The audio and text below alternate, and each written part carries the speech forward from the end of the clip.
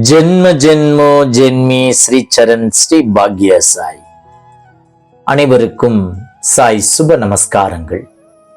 நிலக்கோட்டையிலிருந்து சாய் உமேஷ். ஓம் ஸ்ரீ சத்குரு பகவான் பாட்டி சித்தரின் லீலாமிருதம் 43. பேராசிரியர் திரு டாக்டர் சம்பத்குமார் பணிமாறுதல் ஏற்பட்டமைக்கு நன்றி கூற பாட்டியை சந்திக்க எண்ணினார். சுமார் 2 மாதங்கள் கழித்து அதற்கான வாய்ப்பும் அற்புதமாக அமைந்தது.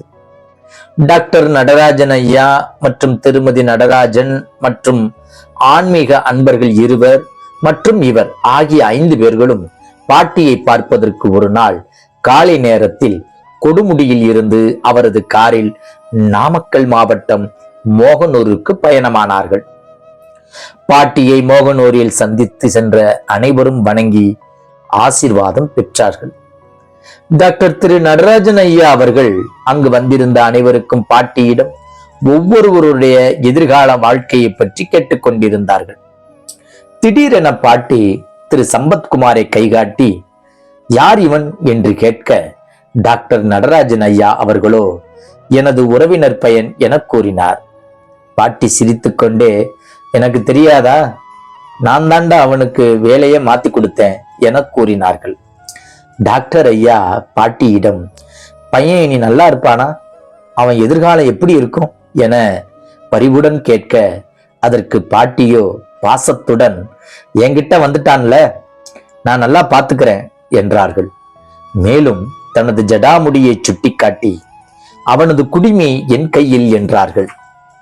சிறிது நேரம் கழித்து பாட்டி தேநீர் அருந்தினார்கள். அப்போது பாட்டி டாக்டர் நடராஜன் ஐயா அவர்களை சுட்டிக்காட்டி, வந்திருந்த அனைவரிடமும் இவன் யாரு தெரியுமா என்றார்கள்.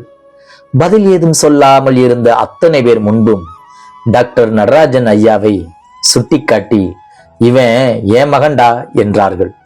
பிறகு திரு டாக்டர் சம்பத்குமார் அவர்களை சுட்டிக்காட்டி, இவன் ஏன் ஆளுடா என்றார்கள்.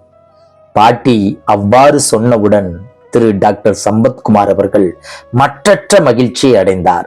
சுமார் 3 மணி நேரம் பாட்டியிடம் இருந்து அனைவரும் பக்தி செய்தனர். அன்று பாட்டி சாலை ஓரத்தில் பல ஆண்டுகளாக உட்கார்ந்து கொண்டு சிரமப்படுகிறார்கள்.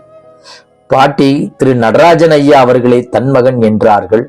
நமது ஊர் பக்கம் வந்தால் நன்றாக நாமே பார்த்து கொள்ளலாம், அல்லது டாக்டர் நடராஜன் ஐயா தோட்டத்திற்கு வந்தால் அவர்களும் நன்றாக பார்த்து கொள்வார்கள் என்ற சிந்தனை திரு டாக்டர் சம்பத்குமார் அவர்களுக்கு மேலோங்கியது.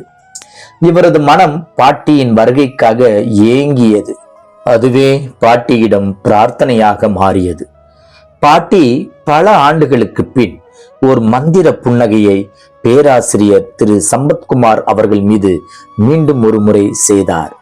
இந்த லீலாமிர்தத்தின் தொடர்ச்சியை அடுத்த காணொளியில் காணலாம். ஜெய் குரு பாட்டி, ஜெய் குரு பாட்டி, நற்பவி பாட்டி.